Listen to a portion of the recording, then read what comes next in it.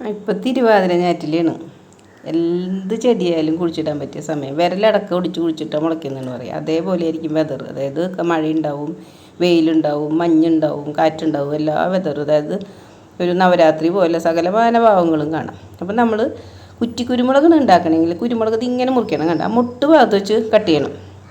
മുട്ടിൻ്റെ ഭാഗത്ത് വെച്ച് കട്ട് ചെയ്തിട്ട് ആണ് നമ്മൾ കുറ്റിക്കുരുമുളക് ഉണ്ടാക്കുക.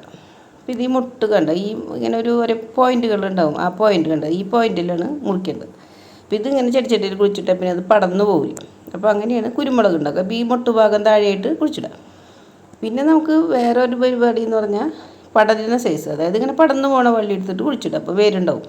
ആ വേര് ഒരു കുറച്ച് നീളത്തിൽ മുറിച്ചിട്ട് ആ വേരുള്ള ഭാഗം ഒരു മണ്ണങ്ങോട് മാന്തിയിൽ കുഴിച്ചിടും. അപ്പോൾ അത് പൊടിച്ചോളും. അത് ഈ വെതറിൽ പെട്ടെന്ന് തന്നെ പൊടിക്കും. സാധാരണ വെതറിൽ പൊടിക്കും, പക്ഷെ അത് ബുദ്ധിമുട്ടാണ്. ഇവിടെ അങ്ങനെ എങ്ങനെ കുഴിച്ചിട്ടാലും പൊടിക്കും. ഇപ്പോൾ കുരുമുളകിൻ്റെ കഥ കേട്ടിട്ടില്ലേ? നമ്മുടെ വാസ്കോടി ഗാമ പണ്ട് കോഴിക്കോട് കാപ്പാട് ഇറങ്ങിയിട്ടുണ്ടല്ലോ.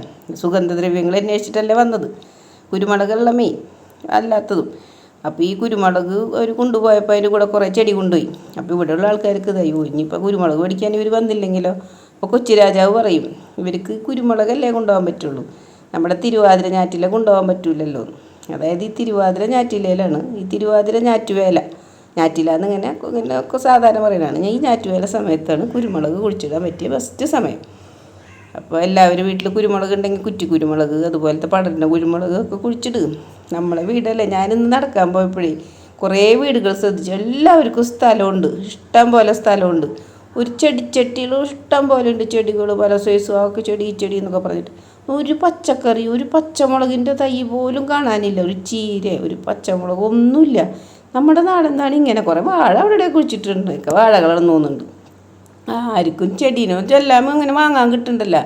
ഒരു സാധനം ഉണ്ടാവണമെങ്കിൽ ഭയങ്കര ബുദ്ധിമുട്ട്. നിറച്ചും അതിന് മരുന്നടിക്കണം, അതിന് വളമിടണം.